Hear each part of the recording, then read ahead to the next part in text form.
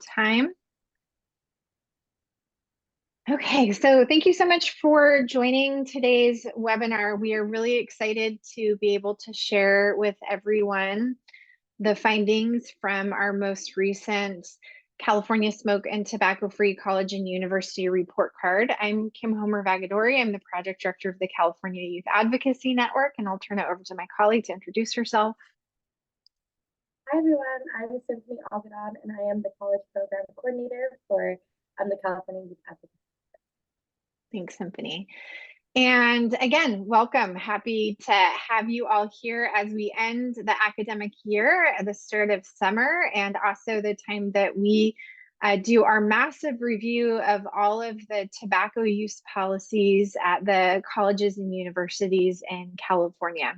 So before we get started, if you have not worked with our team in the past, the California Youth Advocacy Network, or CYAN, is funded through the California Department of Public Health, the Tobacco Prevention Program.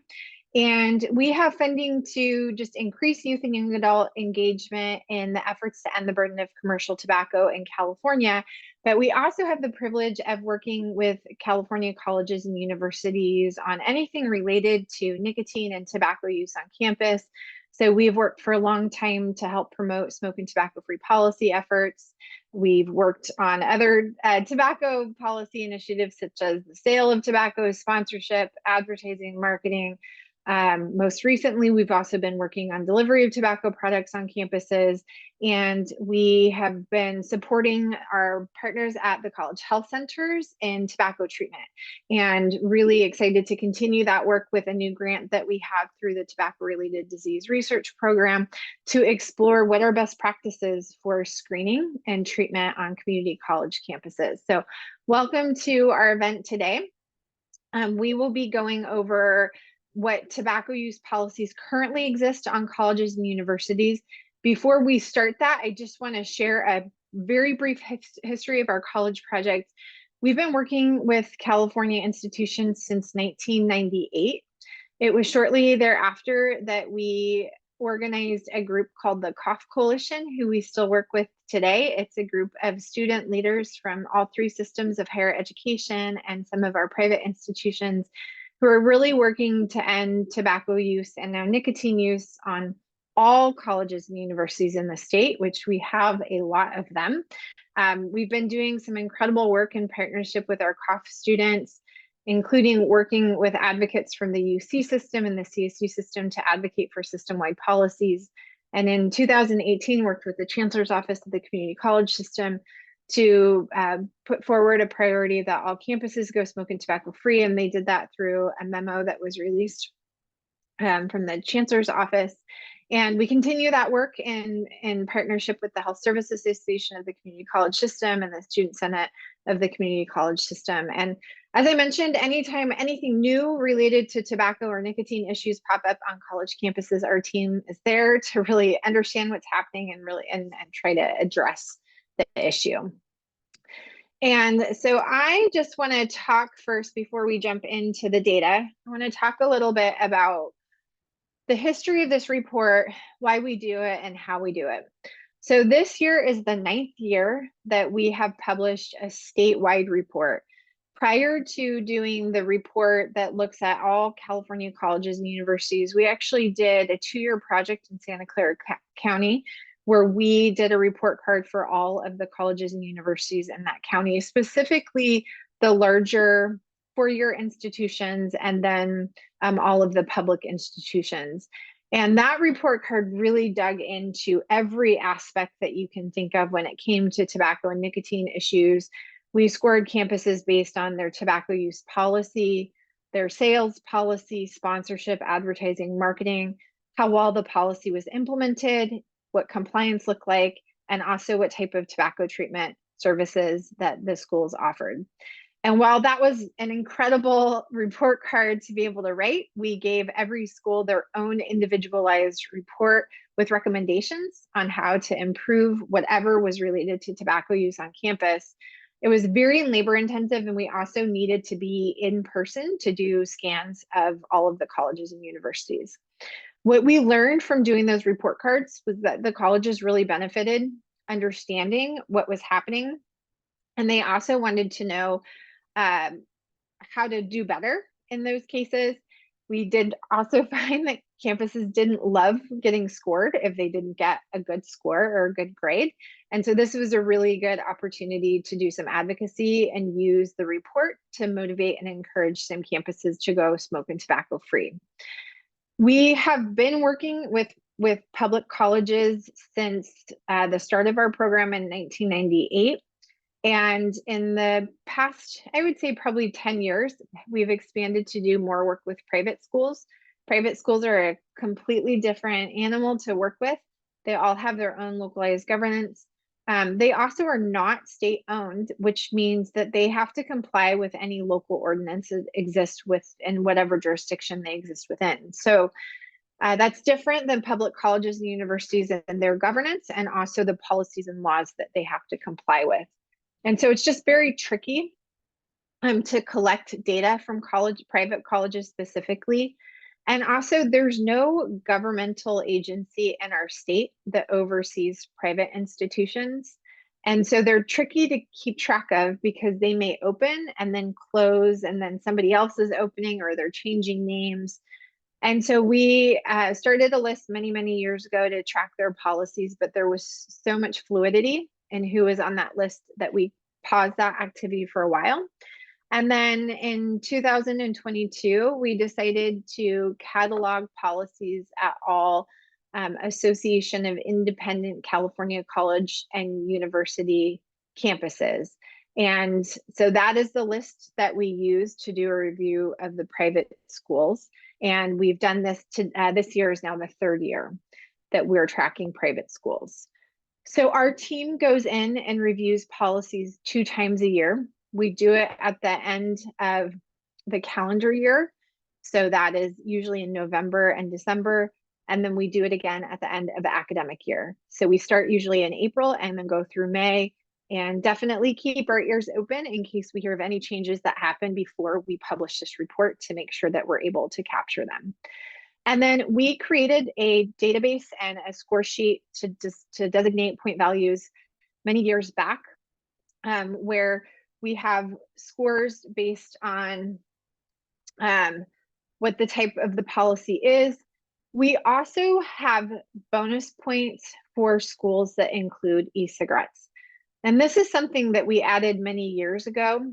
And I wish I could say we could just completely remove that and assume that everybody is including e-cigarettes, but that's not the case. And we explicitly want to call out e-cigarettes because of the language that we know young people are using when it comes to using different tobacco and nicotine products, or even cannabis products for that point. And so we don't want campuses to just have policies that say no smoking here, because that doesn't always translate to individuals who use tobacco or nicotine products. That language that says smoke free also includes vaping devices or electronic smoking devices. And so we are very intentional with the inclusion of e-cigarettes or any language to represent the use of electronic devices.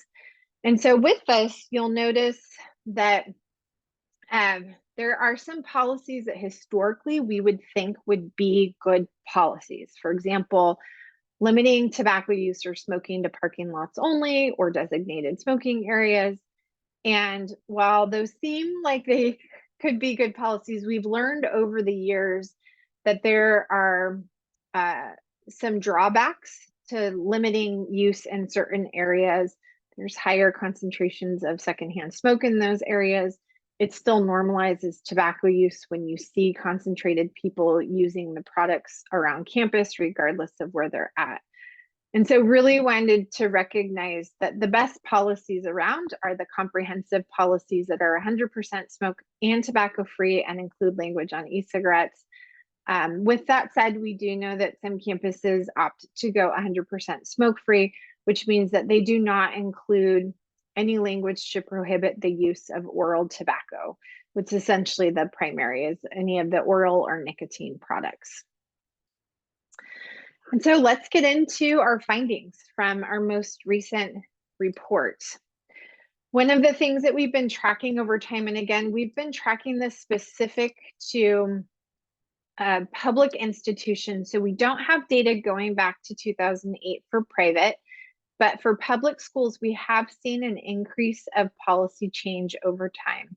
So in 2008, when we really started to keep track of the policies in our state, we found about 5% of public colleges and universities were 100% smoke or tobacco free. Today in 2024, 76% of our public institutions are smoke and tobacco free. And that's really exciting. We've come a long way. We have 148 official campuses in California.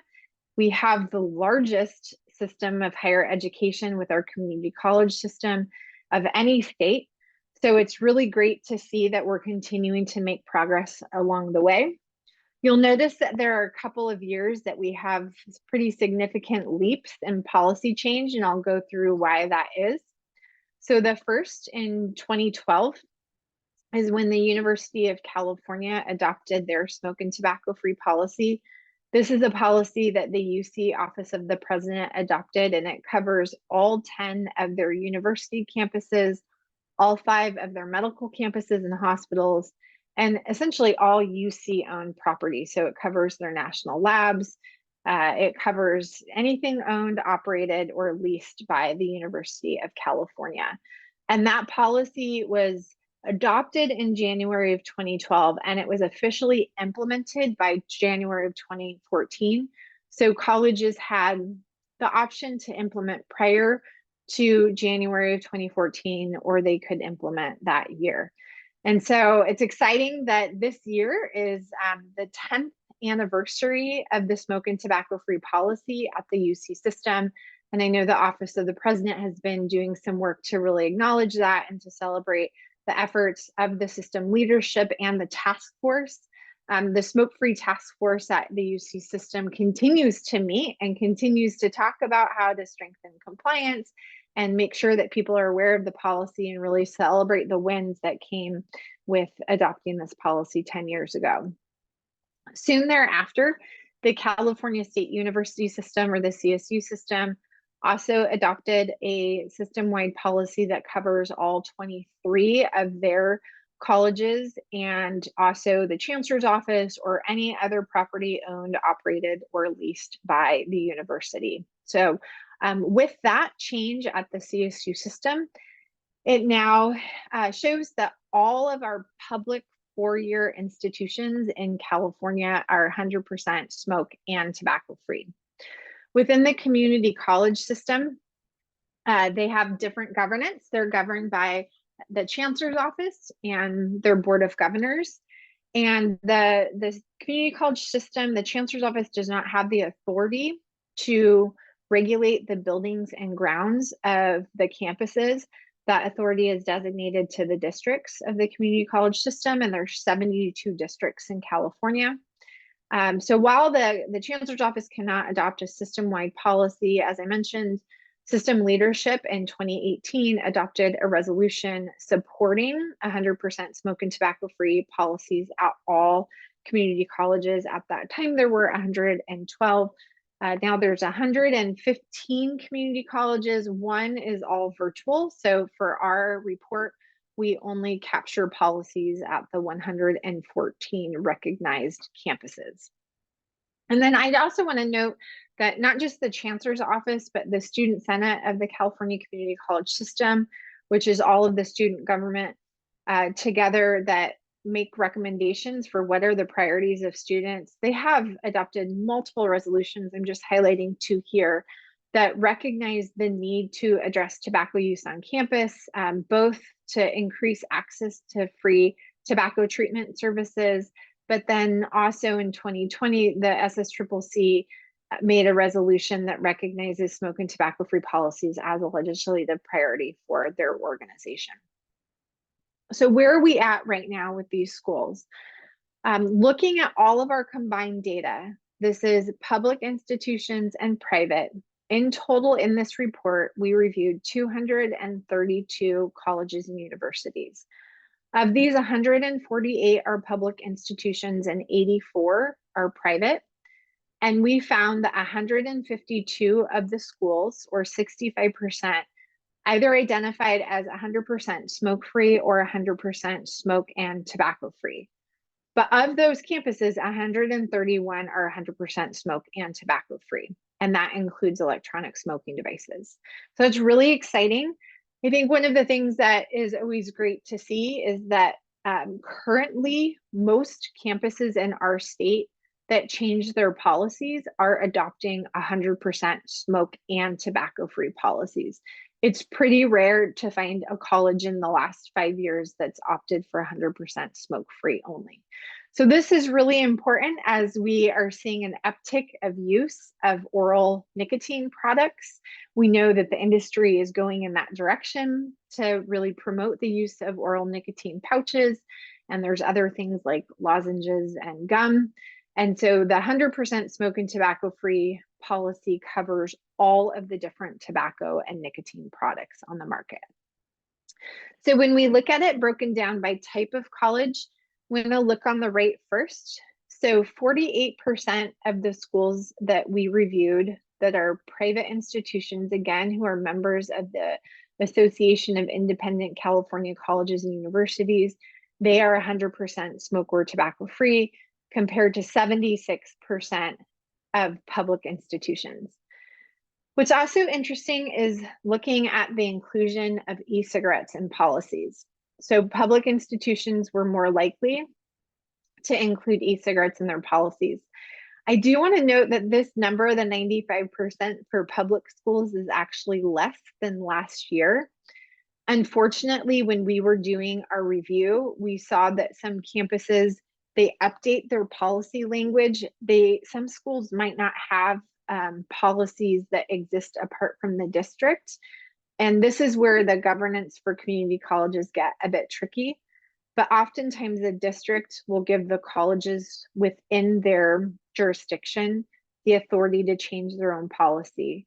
And a school will update their policy through their website or through a catalog, and it's not a district policy. They're following the district, but their language that they have for their individual college gets watered down. So what our team is looking at doing is exploring all of those policies so we can reach out and provide assistance with strengthening that language and also just making it really clear to students and faculty and staff what the policy includes. But that's definitely something that we saw a bit of a change in this year with the e-cigarette policies. When we look at different types by the systems, again, we know all of our four-year institutions are 100% smoke and tobacco free. With private schools, there is only 36% that are smoke and tobacco free, but there are still 12% of private schools that are 100% smoke free. There's a school, one private institution that is 100% smoke and tobacco free that does not include e-cigarettes in their language or definitions. And then two schools, one private and one public, that are 100% smoke-free, and they have not updated their policy language to include e-cigarettes. And then if we look at the other types of policies, private campuses are more likely to have designated area or entryway policies. And then for public schools, they were more likely to have the designated area or parking lots only. A lot of that comes from the work that many student advocates and staff partners from student health centers did years ago, before we really had the science to support 100% smoke and tobacco free policies. A lot of people were working on those different policies that limit smoking or tobacco use to designated areas or parking lots. And so that change is what you see reflected there in the teal. That was really, really important work. And now we have to come back and do the work again to go to that 100% smoke and tobacco free. One thing that was really great to observe this year that we didn't see last year is looking at private schools. We had a lot more schools. I believe last year it was either 5 or 6% of private institutions didn't have a written policy that we were able to find. So that did change where we were able to collect all but one written policy. And then something we just started to do last year was to explore policies at different types of institutions in California. So there's an organization that certifies colleges that have a large number of Hispanic students, and they're identified as Hispanic serving colleges and universities. And so we looked at that list, and 74% of the 105 schools on the list are smoke and tobacco free. And those are a mix of public and private institutions. Our state has 14 schools that are identified as Asian American, Native American, and Pacific Islander serving colleges and universities. And of those schools, 12 out of 14, or 86%, are 100% smoker tobacco free. And then we also have campuses that identify as rural, or they're in rural counties, that through our tobacco prevention work are identified as rural spaces. And currently 63% of those campuses are smoke and tobacco free. So looking within the public institutions, as I mentioned, all of our four-year schools are at that mark of being 100% smoke and tobacco free, and 69% of our community colleges. So again, we have 114 schools within the system. So we do have some work to do there. And I'll show you, and you can see in the report, there's definitely regions that need more support than others. As I mentioned before, the designated areas in the parking lot policies are most common apart from being 100% smoke and tobacco free. And again, that's not surprising because that's what we really thought was the best practice when schools were doing this work 15 years ago. And so now it's going back to leadership and saying, there were some challenges with that. Let's do something different and let's update the policies. The way that we organize this report, and you can see the map here, is based on different regions. These regions for the public colleges and universities are set by the chancellor's office. So we categorize a report based on these regions, and then we score each of the regions with averages based on whatever the policies are. And so just in the past, we've had really strong policies in Region 2, which is in the Amador, Colusa, El Dorado, Mendocino. So it kind of covers the northern and part of the Central Valley area. And then Region 3, which is the Bay Area, that's covering Alameda, part of Alameda, Contra Costa, Marin, San Francisco, San Mateo, and Sonoma. I want to give a big shout out to Region 5. Region 5 this year went from a B- to an A, and that's Alpine County, Calaveras, Fresno, Inyo, Kern, Kings, Madera, Mariposa, Merced, Mono, San Joaquin, Stanislaus, Tulare, and Tuolumne. So it was a big, big change this year. And then Region 10, that's San Diego, specifically in Imperial County. Region 10 has had an A+ for years. Every public college and university in San Diego is 100% smoke and tobacco free. And some of their other larger four-year private institutions are also 100% smoke and tobacco free. So really amazing policies in that region. So what changed this year? So the West Hills Community College District, the district leadership adopted a 100% smoke and tobacco free policy. And that covers West Hills Coalinga campus, the Lemoore campus, and also the Firebaugh Center. So in our report, the Firebaugh Center is not included in the breakdown of data simply because it's not one of the identified colleges, but this policy covers the center. I just want to give a big shout out to the American Cancer Society. The team in the Central Valley, the Cancer Action Network team in the Central Valley, Angelica and Dulce and their student partners did some really incredible work to get this policy passed. So congrats to them. And this has been implemented across the district. And then we also have policy change at Modesto Junior College, Evergreen Valley College, and San Bernardino Valley College. And these are campus-based policies. They're not district-wide policies. Modesto Junior College, or MJC, has a bit of an interesting history. They're part of the Yosemite Community College District. And not all of the campuses in that district were open to going smoke and tobacco free. And so the advocates from the California Health Collaborative, STAND Project, and the YAFT Coalition really did some great work to get the Board of Trustees from their district to give authority to all of the campuses to do their own policy. And they successfully worked with the Modesto Junior College to go smoke and tobacco free. And that policy's been implemented and has some incredible partners also at the health center. We're doing some work to make sure that students can get free and easily accessible services to support treatment. So congrats to that team over at the Stand Project and also the YAFT Coalition. And then Evergreen Valley College is part of the San Jose City and Evergreen Valley College District. And they this year adopted a new policy, and their sister school at San Jose City, which previously had a smoke-free policy, they also updated their policy to 100% smoke and tobacco free. We don't know a lot of the history of this policy, so if you are from the campus or you work with the campus and you do know that, we would love to hear it. And likewise for San Bernardino Valley College, we recently heard from their health center that this policy was updated to smoke and tobacco free.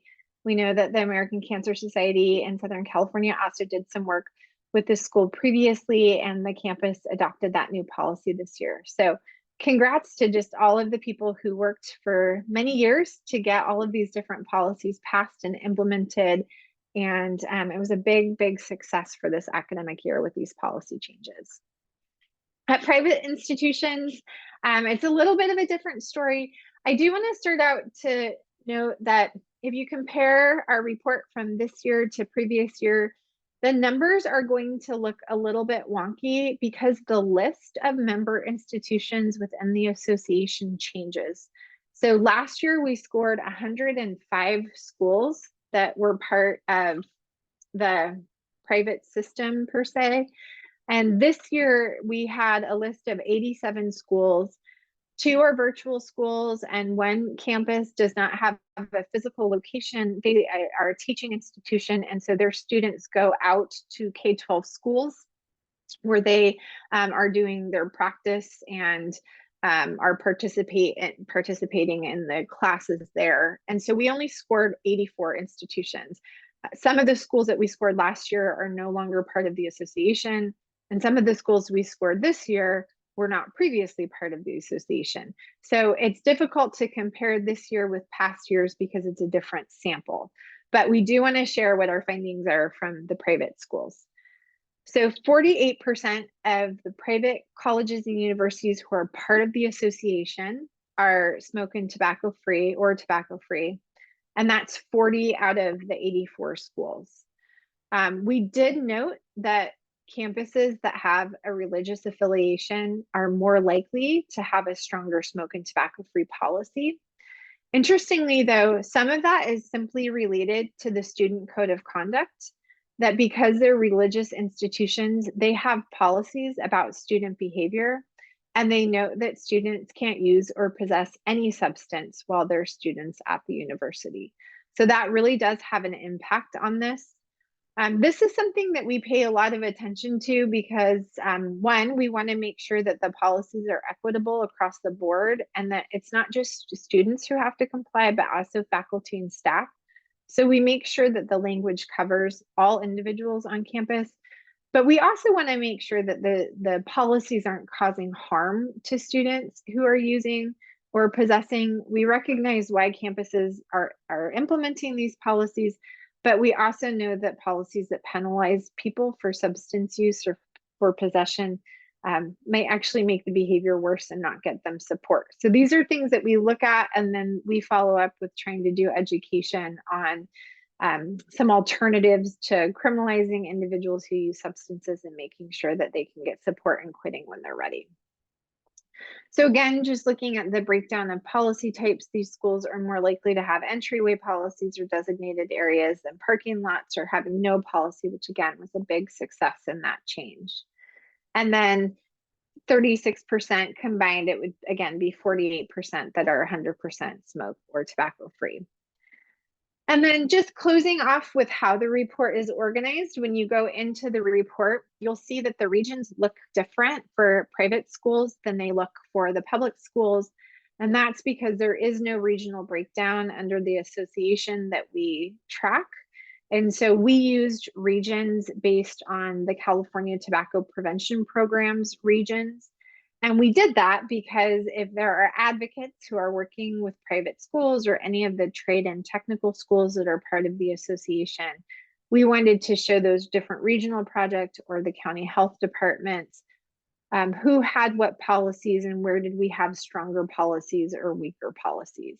And so that can all be found broken down in our report. So that is all that I have for the findings. You can get into the report and pull the grades from your county or look at specific schools. The public institutions are broken down by system, and then again, the community colleges by region, and this chart is in there. And then the private schools are all broken down by region. So that will be the easiest way to find them.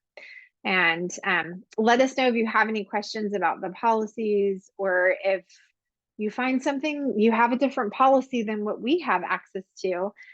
We would love to see it. We are only as good as the policies that we're able to find or that the colleges are willing to give us. So happy to always adjust our policy database too if something looks different than what we have.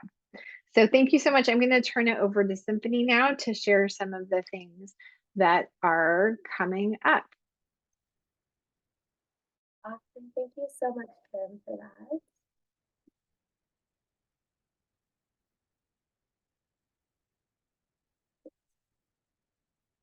Awesome. So now I'm going to be talking a little bit about some things that are coming up with CYAN. One of the biggest things that we have coming up is our new online trainings. And these trainings will be available on both our CYANonline.org website as well as our college website, which is catobacco-freecolleges.org. So you could access these trainings through both of those websites. And we have 4 new trainings that you all will be able to utilize on your campus or share with any campuses that you're working with. And I'll talk a little bit more in depth about each training, but the 4 trainings are the Smoke and Tobacco Free Policy Orientation.